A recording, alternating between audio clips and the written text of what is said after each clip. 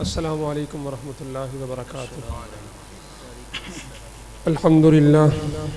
للہ الذی ابدع الافلاک والارضین والصلاة والسلام علی سید الانبیاء والمرسلین، اما بعد فاعوذ باللہ من الشیطان الرجیم، بسم اللہ الرحمن الرحیم۔ محمد رسول اللہ والذین معہ اشداء علی الکفار، وقال النبی صلی اللہ علیہ وسلم لا يؤمن احدكم حتى اكون احب اليه من والده وولده والناس اجمعین، صدق اللہ العظیم۔ میرے واجب الاحترام بھائیوں، دوستوں، بزرگوں اور اسٹیج پر موجود قابل احترام علماء کرام، گفتگو کے آغاز میں ایک بات آپ حضرات سے واضح کر دوں کہ 5-7 منٹ کی اس ساری گفتگو کو اس طرح دیکھیے گا کہ میرا کسی بھی اسٹیج کے اوپر شاید یہ دوسرا یا تیسرا موقع ہے، ورنہ میں اسٹیج کا آدمی نہیں ہوں۔ جو دوست جانتے ہیں کیمرے کے ساتھ میری دوستی ہے، اسی پہ بولنے کا موقع ملتا ہے۔ اور عبدالوحید انجم صاحب کی محبت کہ انہوں نے دعوت دی، آنا پڑا، اگرچہ میرے پیپر بھی چل رہے ہیں ایم اے کے فیصل آباد میں، لیکن پھر بھی وہ دعوت تو دے دی لیکن خود موجود نہیں ہے۔ وہ شاکر کا شعر یاد آ گیا کہ میں بغیر تیڑے میں کے کو دیکھاں، تو نظر دی میں جے کو دیکھاں، مزہ تا دیکھن دا تائیں شاکر، تم میں کو دیکھیں میں تے کو دیکھاں۔ لیکن وہ پتہ نہیں کس کو دیکھ رہے ہیں۔ خیر، ہم تو بیٹھے ہی ہیں، آپ تو بیٹھے ہی ہیں اور ہم تو دیکھ ہی رہے ہیں۔ تو میری گفتگو کو ایک عام آدمی کی گفتگو سمجھے گا جو میڈیا کا آدمی ہے، اگرچہ الحمدللہ جامعہ امدادیہ فیصل آباد سے میری فراغت ہے، علماء کی جوتیوں کا صدقہ ہے کہ انہی کی دعائیں اور انہی کی محبتیں لے کے میں دین کا تھوڑا بہت کام کرنے کی کوشش کرتا ہوں میڈیا کی فیلڈ میں۔ ایک آہ اٹھی اور چشم نم میں گم ہو گئی میری آج کی تقریر اس آہ کے نام، ایک آنسو چشم نم سے ٹپکا اور زمیں بوس ہو گیا میری آج کی گفتگو اس آنسو کے نام، میری آج کی گفتگو ان سسکیوں کے نام جو کائنات کی عظیم ترین ہستی حضرت محمد مصطفیٰ صلی اللہ علیہ وسلم کی گستاخی کو دیکھ کر بند کیواڑوں کے پیچھے گونجتی ہے۔ میری آج کی گفتگو دعا کے لیے اٹھے ہوئے ان ہاتھوں کے نام جو عالم اسلام کے لیڈروں کے لیے غیرت کی دعائیں مانگتے مانگتے تھک چکے ہیں۔ میری آج کی تقریر ان حفاظ شہداء کے نام جو جنگ یمامہ میں پیغمبر علیہ السلام کی ختم نبوت کا دفاع کرتے ہوئے اپنی جان آفرین کے سپرد کر گئے۔ میرے آج کے الفاظ عطا اللہ شاہ بخاری کے اس جملے کے نام، جج صاحب آپ سے توہین عدالت برداشت نہیں ہوتی، میں توہین رسالت کیسے برداشت کر لوں۔ میری آج کی گفتگو شورش کاشمیری کے اس جملے کے نام، رات کے تاریک سناٹوں کی پیداوار لوگ، میں قدوں میں سیرت خیر البشر میں نقطہ چیں ہیں۔ میری آج کی تقریر بلا نوش شرابی اختر شیرانی کے نام، جس نے کہا تھا کہ ہمارے پاس ایک ہی سہارا محمد عربی کا ہے اور یہ بدبخت ہم سے وہ بھی چھین لینا چاہتے ہیں۔ میری آج کی گفتگو آپ سب کے نام جو رات کے اس پہر اپنے سینے کے اندر عشق کی شمع جلائے بیٹھے ہیں۔ کرتاس کے سینے پہ ایک لفظ لکھا میں نے، کرتاس کے سینے پہ ایک لفظ لکھا میں نے، اس لفظ کی خوشبو سے کرتاس کہتے ہیں صفحے کو، پڑھے لکھے لوگ بیٹھے ہیں پھر بھی کرتاس کاغذ کو صفحے کو کہتے ہیں۔ کرتاس کے سینے پہ ایک لفظ لکھا میں نے، اس لفظ کی کرنوں سے کرتاس معطر ہے، اس لفظ کی خوشبو سے عالم بھی منور ہے، وہ لفظ مکمل ہے، وہ لفظ محمد ہے۔ میرے واجب دوبارہ کرتاس کے سینے پہ ایک لفظ لکھا میں نے، اس لفظ کی خوشبو سے کرتاس معطر ہے، اس لفظ کی کرنوں سے عالم بھی منور ہے، وہ لفظ مکمل ہے، وہ لفظ محمد ہے صلی اللہ علیہ وسلم۔ میرے واجب الاحترام آپ تمام حضرات ماشاءاللہ صاحب شعور اور اکثریت صاحب شرع بھی ہیں، آپ تمام حضرات جانتے ہیں اس وقت دنیا کے اندر کیا صورتحال ہے، خصوصاً عالم اسلام کس قدر اضطراب میں مبتلا ہے اور وہ کس قدر اس وقت پریشانی کے عالم میں ہے، اور خصوصاً اس صورتحال میں کہ جب عالم اسلام کے حکمران اپنی غیرتوں کو تھپکی دے کر سلا چکے ہیں، اور ایک مسلمان کے بس میں کچھ نہیں سوائے اس کے کہ وہ پیغمبر کی ناموس کے لیے، پیغمبر کی عزت کے لیے، پیغمبر کی حرمت کے لیے، پیغمبر کی ذات کے لیے دیواروں کے ساتھ ٹکرے مارتا پھرے کہ اس کے حکمران اس کی باتوں کو سننے کے لیے تیار نہیں ہے۔ میں سلام پیش کرتا ہوں ایک مرد کلندر رجب طیب اردگان کو کہ پورے عالم اسلام کے حکمرانوں میں واحد مرد حر ایسا ہے کہ جو ہر پلیٹ فارم پر، ہر سطح پہ جہاں اس سے جو ہو سکا اس نے پیغمبر کی ناموس کی بات کرنے کی کوشش کی۔ اور جب فرانس کے ملعون صدر نے آقا علیہ السلام کے گستاخانہ خاکوں کو سرکاری عمارات پر شائع کروایا تو اس نے فوراً سٹینڈ لیتے ہوئے فرانس کے صدر کے خلاف سخت ترین بیانیہ پیش کیا، اور جواباً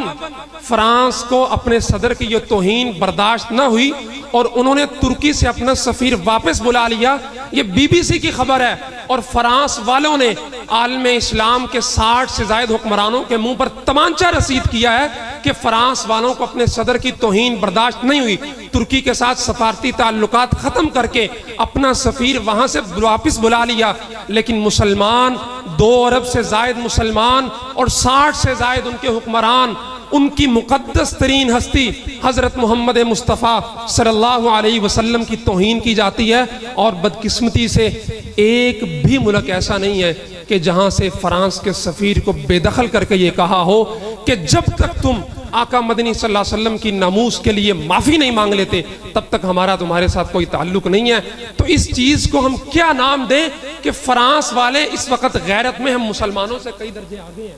کہ اپنے صدر کی توہین برداشت نہیں کر سکے، اور ہم مسلمان، میں سمجھتا ہوں کہ اس میں ہمارا کوئی قصور نہیں ہے۔ عام آدمی کی چاہت یہی ہے، وہ بہت کچھ کرنا چاہتا ہے، لیکن میں نے ایک بات کی کہ میری آج کی گفتگو ہاتھوں کے نام جو عالم اسلام کے حکمرانوں کے لیے غیرت کی دعائیں مانگتے مانگتے تھک چکے ہیں، لیکن ہمارے حکمرانوں کو غیرت نصیب نہیں ہو رہی۔ وہ کل ایک جگہ گفتگو چل رہی تھی تو ایک صاحب نے بڑی پیاری بات کی، انہوں نے کہا کہ ہم نے شاہین بنایا، ابدالی بنایا، غوری بنایا، حطف بنایا، نصر بنایا، ابابیل بنایا، پھر ابابیل 1 2 3 پتہ نہیں کیا کیا بنا لیا، ایٹم بم بنا لیا۔ لیکن ان سب کے بنانے کے ساتھ ساتھ کاش ہم ایک غیرت کی پڑیا بھی بنا لیتے کہ وہ غیرت کی پڑیا کھا کر ہمیں یہ چلانے کا حوصلہ۔ ہم یہ نہیں کہتے کہ آپ چلا دیں، سب کچھ چلا دیں، کم از کم اتنی غیرت کا مظاہرہ تو کریں جتنی غیرت کا مظاہرہ رجب طیب اردگان کر رہا ہے۔ وزیر اعظم کی تقریر اگر آپ نے سنی ہو، تقریر نہیں پریس کانفرنس تھی بوسنیا کے صدر کے ساتھ، اس میں وہ کہتے ہیں کہ جی ہم جو فرانس کے اندر مسلمانوں نے دہشت گردانہ حملے کیے ہیں ہم اس کی مذمت کرتے ہیں۔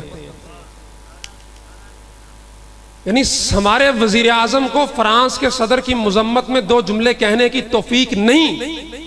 وہ فرانس کے مغرب زدہ ماحول میں پلنے والا بچہ عبداللہ شیشان، 17 سال کا بچہ، مسلسل مجبور ہو کے یونیورسٹی کو شکایت کی، گھر والوں کو شکایت کی، جب نہیں سنی تو بلاخر اپنے استاد کی گردن کو چاقو سے جدا کر دیا، اور اتنے خوف زدہ ہوئے وہاں کے مقامی پولیس والے اس کے قریب بھی نہیں گئے، دور سے ہی اس کو گولیاں مار کے شہید کر دیا۔ اور عمران خان کہتا ہے کہ ہم مسلمانوں کی ان دہشت گردانہ کارروائیوں کی مذمت کرتے ہیں۔ اس وقت بحیثیت ایک عام مسلمان میں اور آپ کیا کر سکتے ہیں، یہ سب سے بڑا سوال ہے۔ میں اور آپ کیا کر سکتے ہیں؟ اقبال نے کہا تھا کہ محمد سے وفاتونے تو ہم تیرے ہیں، یہ جہاں چیز ہے کیا لوح و قلم تیرے ہیں۔ اقبال کے بارے میں وہ شاید شورش کاشمیر نے لکھا ہے کہ اگر اقبال کو نہ انگریز سمجھ سکا نہ مسلمان سمجھ سکا، انگریز اگر سمجھ جاتا تو کبھی سر کا خطاب نہ دیتا بلکہ پھانسی لگاتا، اور اگر مسلمان سمجھ جاتا تو آج اس قسم پرسی کی حالت میں نہ ہوتا۔ اقبال کہتے ہیں ہونا یہ پھول تو بلبل کا ترنم بھی نہ ہو، چمنے دہر میں کلیوں کا تبسم بھی نہ ہو۔ پھول سے مراد کون ہے؟ آمینہ کے گھر میں جو کھلا 12 ربیع الاول کو، اس پھول سے مراد لے رہے ہیں کہ اس کائنات کے اندر، جواب شکوہ کے شعر ہیں کہ اگر یہ چہل پہل جاری ہے، آپ اور میں بیٹھے ہیں، یہ نظام ہستی چل رہا ہے تو یہ صرف ایک ذات کی وجہ سے چل رہا ہے۔ ہونا یہ پھول تو بلبل کا ترنم بھی نہ ہو، چمن دہر میں کلیوں کا تبسم بھی نہ ہو۔ ہونا یہ پھول تو بلبل کا ترنم بھی نہ ہو، چمن دہر میں کلیوں کا تبسم بھی نہ ہو۔ نہ یہ ساقی ہو تو پھر میں بھی نہ ہو، خم بھی نہ ہو، بزم توحید کی دنیا بھی نہ ہو، تم بھی نہ ہو۔ خیمہ افلاک کا استادہ اسی نام سے ہے، خیمہ افلاک کا استادہ اسی نام سے ہے۔ اقبال کہتا ہے اگر آسمان اگر اس وقت قائم ہے تو وہ صرف اسی نام کی وجہ سے ہے جس کو محمد رسول اللہ کہا جاتا ہے۔ خیمہ افلاک کا استادہ کی محمد سے وفاتونے تو ہم تیرے ہیں، یہ جہاں چیز ہے کیا لوح و قلم تیرے ہیں۔ اگر تم آج بھی محمد رسول اللہ سے صحیح معنوں میں وفا کرو تو اللہ تو وہی ہے یار، آسمان بھی وہی ہے، زمین بھی وہی ہے۔ فضائے بدر پیدا کر فرشتے تیری نصرت کو اتر سکتے ہیں، گردوں سے قطار اندر قطار اب بھی۔ میں نے کہا اقبال یہ کیا بات ہوئی کہ محمد سے وفا کریں تو اللہ خود بخود جو چاہو گے ہوگا، لوح و قلم دے دے گا۔ لوح و قلم کسے کہتے ہیں کہ قلم بھی دے دے گا اور لوح جس پر تقدیر لکھی جاتی ہے۔ اقبال کہتے ہیں محمد سے صحیح معنوں میں وفادار اگر تو ہو گیا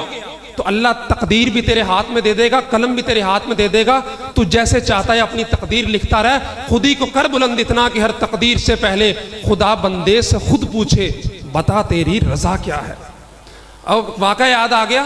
آقا مدنی صلی اللہ علیہ وسلم، علماء کرام بیٹھے ہیں تصدیق کریں گے، اور عمر فاروق رضی اللہ تعالی عنہ کعبۃ اللہ کا طواف کر رہے ہیں، مقام ابراہیم کے پاس سے گزرے۔ عمر فاروق نے آقا مدنی صلی اللہ علیہ وسلم سے فرمایا یا رسول اللہ میرا دل چاہتا ہے کہ میں ابراہیم علیہ السلام کے اس نشانی پر 2 نفل ادا کروں۔ پیغمبر علیہ السلام نے فرمایا عمر نہیں، یہاں حکم نہیں ہے، بس طواف کرتے رہو۔ اگلے چکر پہ جبریل امین آ گئے، وَاتَّخِذُوا مِن مَّقَامِ إِبْرَاهِيمَ مُصَلًّى، اسے کہتے ہیں کہ محمد سے وفاتونے تو ہم تیرے ہیں، یہ جہاں چیز ہے کیا لوح و قلم تیرے ہیں۔ عمر کے دل میں خواہش پیدا ہوئی کہ میں مقام ابراہیم پر 2 رکعت نفل ادا کروں۔ میرے اللہ نے قیامت تک کے لیے قرآن کے اندر حکم لگا دیا وَاتَّخِذُوا مِن مَّقَامِ إِبْرَاهِيمَ مُصَلًّى۔ عمر فاروق رضی اللہ تعالیٰ عنہ خود کو مخاطب کر کے کہا کرتے تھے عمر فاروق تجھے تو تیرا باپ تھپڑ مارا کرتا تھا، تجھے اونٹ چرانے نہیں آتے تھے، اور آج تو 22 لاکھ مربع میل کے حکمران بن کے بیٹھا ہے۔ یہ صرف اور صرف محمد رسول اللہ کے دین کی برکت ہے کہ محمد سے وفاتونے تو ہم تیرے ہیں۔ عامر بن ربیعہ مشہور زمانہ ایران کا سپہ سالار رستم کے دربار میں گئے، سعد بن ابی وقاص 6000 کا لشکر اور رستم 1.5-2 لاکھ کی فوج، سعد بن ابی وقاص نے عامر بن ربیعہ کو بھیجا کہ جاؤ اسے اسلام کی دعوت دو، مذاکرات کرو، اگر جزیہ دینے کے لیے حامی بھر لے تو صلح کر لیں گے، اس کو امان دے دیں گے۔ عامر بن ربیعہ گئے، چھوٹی سی گھوڑی پر سوار ہیں، چیتھڑوں کے اندر لپٹی ہوئی تلوار ہے، پھٹے ہوئے کپڑے ہیں، اور رستم نے بہت بڑا دربار لگایا کہ مسلمانوں کا ایلچی آ رہا ہے، وہ ہمارا دربار دیکھ کے ڈر جائے گا، رعب و دبدبہ پڑ جائے گا۔ عمر بن ربیعہ بھی محمد رسول اللہ کے ماننے والے تھے، سیدھا مجمع کے اندر سے گھسے اور اس کے رستم کے بالکل تخت کے پاس جا کر اس کے تکیے کے ساتھ اپنی گھوڑی کا وہ جو رسی تھی وہ باندھ دی اور کہا کہ بتاؤ کیا بات ہے۔ رستم نے کہا کہ تم گرے پڑے لوگ تھے، تم پر کوئی حکمرانی کرنا نہیں چاہتا تھا، تم گھٹیا ترین لوگ تھے، آج تم ہم سے جنگ کرنے کے لیے آئے ہو، آج تم ہم سے جزیہ طلب کرنے کے لیے آئے ہو۔ عامر بن ربیعہ نے کیا ارشاد فرمایا، آپ کو میرے اس شعر کا مطلب سمجھ آئے گا کہ محمد سے وفاتونے تو ہم تیرے ہیں، یہ جہاں چیز ہے کیا لوح و قلم تیرے ہیں۔ عامر بن ربیعہ فرماتے ہیں رستم تو نے بالکل ٹھیک کہا، ہم گرے پڑے لوگ تھے، ہم گھٹیا لوگ تھے، ہم پہ کوئی حکمرانی کرنے کے لیے تیار نہیں تھا، لیکن ہم میں ایک ایسا نبی آیا ہے جس نے بندوں کی بندگی سے نکال کر ایک اللہ کی بندگی میں دیا ہے، اور اس نبی کی برکت سے انشاءاللہ ہم دنیا کے اندر سرفراز اور کامران ہوں گے۔ اور پھر وہ 6000 کا لشکر 1.5 لاکھ پہ غالب آیا اور اقبال کی بات کو ثابت کیا کہ محمد سے وفاتونے تو ہم تیرے ہیں، یہ جہاں چیز ہے کیا لوح و قلم تیرے ہیں۔ آپ محمد عربی کی غلامی میں آ کر تو دیکھیے، آپ نہیں فرانس جا سکتے، نہیں وہاں جا کے کچھ کر سکتے، آپ کے بس میں کیا ہے کہ آپ صحیح معنوں میں مسلمان بنیے، محمد کی غلامی میں آئیے، محمد رسول اللہ صلی اللہ علیہ وسلم کے جو احکامات تھے، ان کی جو تعلیمات تھی، ان کے اندر آپ ترقی کرنے کی کوشش کیجئے۔ انشاءاللہ حکمرانوں کی دل تو اللہ کے دو اس کے درمیان ہے، اللہ جب چاہے گا پلٹ دے گا، دعائیں کرتے رہے، انشاءاللہ یہ بھی ہوگا۔ اور آخری بات میں کر کے اجازت چاہوں گا، مہمان بہت بیٹھے ہیں، کہ میں ہمیشہ ایک بات کہا کرتا ہوں، الحمدللہ اہل سنت والجماعت سے میرا تعلق ہے، جامعہ امدادیہ فیصل آباد دیوبند کی عظیم دینی درسگاہ سے میں پڑھا ہوا ہوں، اور ہمیشہ میں اتحاد امت کی بات کیا کرتا ہوں کہ آپ جہاں ہیں، جس حال میں ہیں، کبھی فرقہ واریت کا حصہ نہ بنے۔ کسی بھی فرقے کا عالم ہے، لیکن وہ عالم بھی عالم ہونا چاہیے، وہ بھی نفرتوں کو پروان چڑھانے والا نہیں ہونا چاہیے۔ ابھی واقعہ یاد آ گیا، ابھی میں بیٹھا اسٹیج پہ پڑھ رہا تھا، مولانا حسین احمد مدنی جمعیت علماء ہند سے ان کا تعلق تھا، پاکستان بننے کے مخالف تھے، 1946 میں سرحد کا دورہ کرنے کے لیے آئے، تو واپس جا رہے تھے، جلندھر اسٹیشن پہ ان کی ٹرین رکی، مسلم اسٹوڈنٹ فیڈریشن مسلم لیگ کی ایک طلبہ کی جماعت ہوا کرتی تھی، ان کا لیڈر تھا شمس الحق، انہوں نے ٹرین کے اندر سے مولانا حسین احمد مدنی کو نکالا اور ان کو زد و کوب کیا، ان پہ تشدد کیا، ان کی داڑھی کو پکڑ کے کھینچا کہ آپ پاکستان کی مخالفت کیوں کر رہے ہیں، ان کا ایک سیاسی نظریہ تھا۔ تو وہ لیڈر دوبارہ مولانا علامہ اقبال کے ایک دوست تھے عالم، ان کے پاس گئے اور اپنا کارنامہ بڑی فخر سے بیان کیا کہ جی ہم نے مولانا حسین احمد مدنی کو یوں زد و کوب کیا، ان کی داڑھی کھینچی۔ پوچھا کیا اس نے، شمس الحق نے واقعی اس کی داڑھی کھینچی؟ کہا ہاں جی اس نے داڑھی کھینچی۔ ان مولانا نے فرمایا کہ مجھے خوف ہے کہ اللہ اس بندے کو قبر نصیب نہیں کرے گا۔ یہ واقعہ چٹان روزنامہ کے اندر شورش کاشمیری نے لکھا ہے کہ اور پھر یہی ہوا، وہ شمس الحق نام کے لیڈر کو فیصل آباد کے اندر پتہ نہیں کس نے قتل کر دیا، اس کی لاش تک نہ ملی، پولیس نے اس کے انعام تک مقرر کیے لیکن اس کی لاش کا پتہ نہ چل سکا، اور انہوں نے آگے یہ لکھا تھا اس کی وجہ صرف یہ ہے کہ اس نے ایک عالم کی توہین کی تھی۔ عالم صرف عالم ہوتا ہے، وہ کسی بھی فرقے کا ہو، وہ بریلوی ہو، وہ اہل حدیث ہو، وہ دیوبندی ہو، عالم صرف عالم ہوتا ہے۔ مولانا عمر پالن پوری رحمۃ اللہ علیہ فرمایا کرتے تھے کہ علماء کی توہین مت کیا کرو،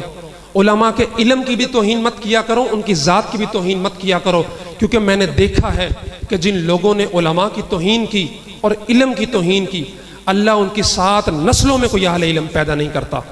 اس لیے فرقہ واریت سے جدا ہو کر تمام اس وقت امت کو جس چیز کی ضرورت ہے وہ اتحاد کی ضرورت ہے۔ عالم کفر 1857 کی جنگ آزادی میں مسلمان اور ہندو ساتھ ساتھ تھے۔ عالم کفر نے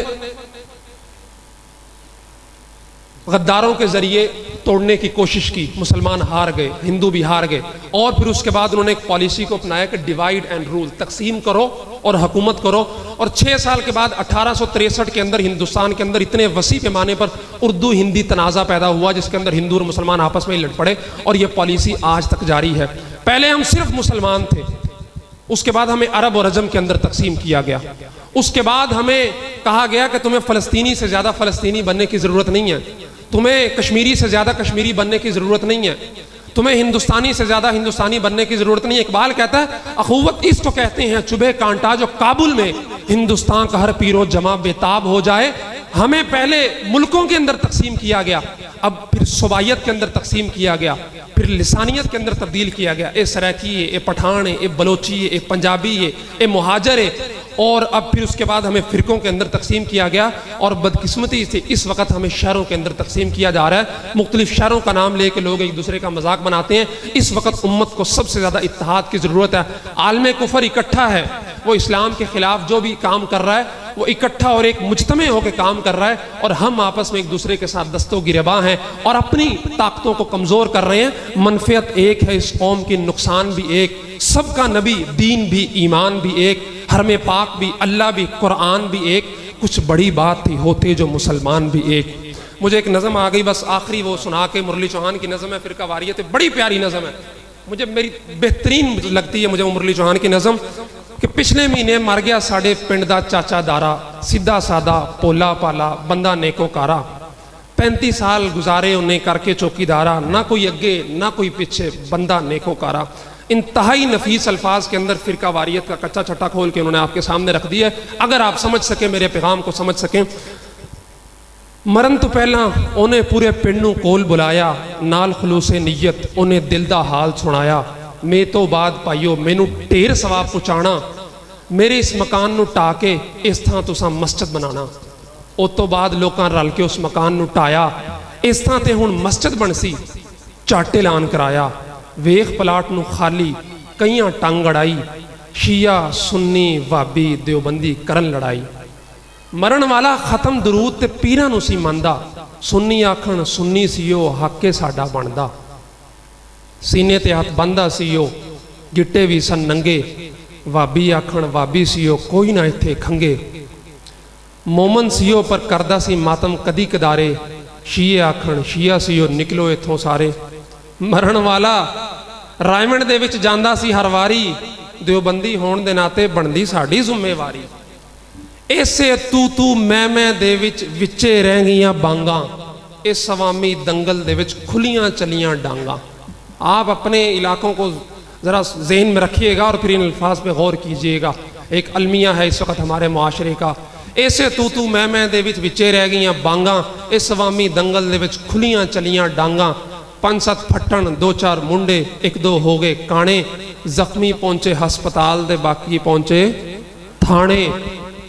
ہسپتال تھانے چلن کیس، ہسپتال ڈرپاں ٹیکے، اتے چاچا دارا پباں پار ثواب اڈیکے۔ فرقہ بندی کیتی یارو ساڈی زندگی ڈاڈی اوکھی، وچ رہ گئی مسیحیت تے اوتھے بن گئی پولیس دی چوکی۔ اللہ تبارک و تعالی ہمیں اتحاد امت